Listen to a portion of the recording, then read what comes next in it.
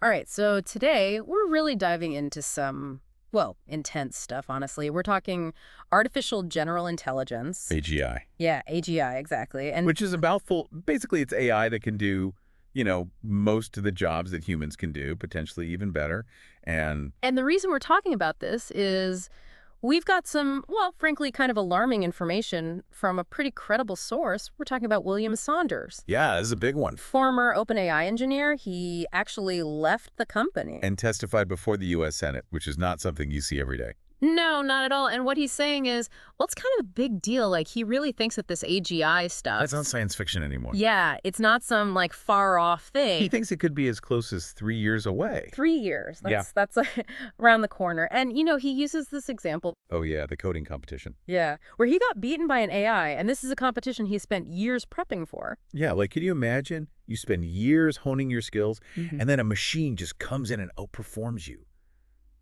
It's like a reality check of how fast this is all moving. And it's not just coding competitions, right? I mean, this has implications for, like, everything. Oh, absolutely. Healthcare, transportation, education, you name it. It's like this massive wave of technological change that could rewrite the rules of, well, everything. But it's not all, rosy. I mean, Saunders is very upfront about the risks here. He's talking about the potential for AGI to be used for some really bad stuff like cyber attacks. Oh, yeah. Or even worse, designing biological weapons. Huh. It's like something out of a thriller movie, And what's scary is that he actually says that OpenAI's new system, it's already showing signs that it could be used for bioengineering. Which is, well, kind of terrifying when you think about it. That's not some distant future. That's now. Yeah, exactly. And it makes you wonder, what were they thinking? Like, was OpenAI even thinking about safety? Well, according to Saunders, not so much. Really? Yeah, he said that they were so focused on being first, on getting their technology out there, that they weren't really prioritizing safety. Wow. So it's like a race to the finish line, but without any regard for, like, the rules of the road? Pretty much. Yeah. He actually says that security was so lax that he or hundreds of other engineers could have just walked out of OpenAI with their most valuable AI technology. That's unsettling. To say the least. And it really begs the question, if we're creating something that could be smarter than us, how do we control it? That's the million-dollar question, isn't it? Like, what happens when we create something that we don't fully understand and might not be able to control? I mean, Saunders even uses the word terrifying. Yeah, and when someone who helped build this stuff starts using words like terrifying, I think we all need to pay attention. Oh, so if they weren't focused on safety, what were they focused on? Speed. Pure and simple. Saunders argues that OpenAI was obsessed with being first to market, even if it meant cutting corners on safety and ethics. Wow. So it's that old saying, right? Move fast and break things. Exactly. Except in this case, the things that might get broken are, well, a lot bigger than just some software. And that's ultimately what led Saunders to leave, right? He just couldn't be a part of it anymore. He had to speak out. Exactly. He felt like he had a moral obligation to blow the whistle on what he saw happening. And he didn't stop there. He and some other engineers who shared his concerns, they actually wrote an open letter. Yeah, they called it a right to warn. And it's basically a plea for, well, sanity, I guess you could say. A right to warn, that's powerful. So what do they want? Like, what are they actually asking for? Well, they lay out a pretty clear plan. In the letter, they actually have some concrete steps they think we need to take to deal with the risks of AGI.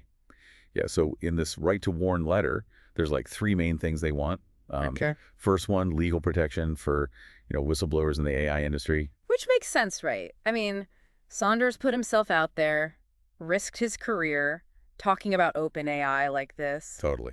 It takes guts to stand up to a company like that, especially when you're talking about something this big, this potentially dangerous. So they're basically saying, we need to make it safe for people to speak out if they see something wrong. Exactly. Protect the people who are trying to protect us, kind of thing. Okay, makes sense. What about the second point? Transparency. They want these AI companies to be way more open about, well, about everything. Like what they're working on, the risks, all of it. Yeah, like really pulling back the curtain. Because right now, it's kind of like a black box, We don't really know what's going on inside these companies. Which is scary considering the potential consequences here, like we were talking about. Exactly. And then the third thing, they want independent oversight. So not just leaving it up to the companies themselves to decide what's safe and what's not. Right. They're talking about like bringing in outside experts, having them evaluate these AI systems, make sure they meet certain standards. It's like having a referee, right? Someone who's impartial who can say, hold on, are we sure about this? Exactly. Yeah. Because the stakes are just so high. Saunders keeps saying, we got to think about this stuff now before it's too late, you know? Yeah. It's a lot easier to prevent a problem than it is to try to fix it after it's already happened, especially with something this powerful. And that's, I think, what makes this whole conversation so crucial. We're not just, tech geeks talking about the latest gadget here. This is about the future of humanity, right? 100%. And it's not just up to, a few engineers or tech CEOs to decide what that future looks like. So what you're saying is we all have a role to play here. Absolutely. This is bigger than any one company, any one government. This is about all of us coming together to figure out how to use this technology responsibly. Because it does have incredible potential, right? It's not all doom and gloom. Oh, for sure. AGI could solve some of the world's biggest problems if we do it right. But if we don't... Well, that's what Saunders is trying to warn us about. He's saying, hey, wake up, people. This is serious. A wake-up call, that's a good way to put it. So if he's trying to wake us up, what's the message? What does he want us to do? He wants us to be informed, to be engaged, to demand better from our leaders, from these tech companies. To take responsibility, basically. Exactly. Because the future of AGI, it's not something that's going to be decided for us. It's something we're going to decide together. I don't know about you, but I'm still kind of reeling from all of this. Like, it's a lot to take in. Yeah, no kidding. It's like we've talked about AI a lot on this show, but this is different. Right. Yeah. This is next level stuff. Totally. This is like the future of intelligence, and it's coming at us fast. Way faster than I think any of us were really prepared for. And that 3-year timeline, I can't get over that. Like 3 years, that's nothing. Like we're standing here, and right over there is this door, and we know something huge is on the other side of it, but we don't know what. And we've only got 3 years to figure it out. Yeah, and that's what Saunders is trying to say. Like, this isn't some abstract, far-off thing anymore.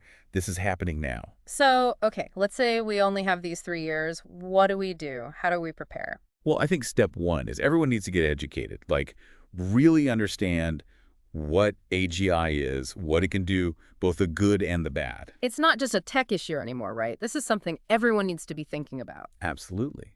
And then we need to be having some serious conversations about the ethics of all of this, like who gets to decide how this technology is used, what are the rules? Yeah, because it's not like we can just put the genie back in the bottle at this point, right? Once this stuff is out there, it's out there. Exactly. So we need to make sure that we're building in the right safeguards now, before it's too late.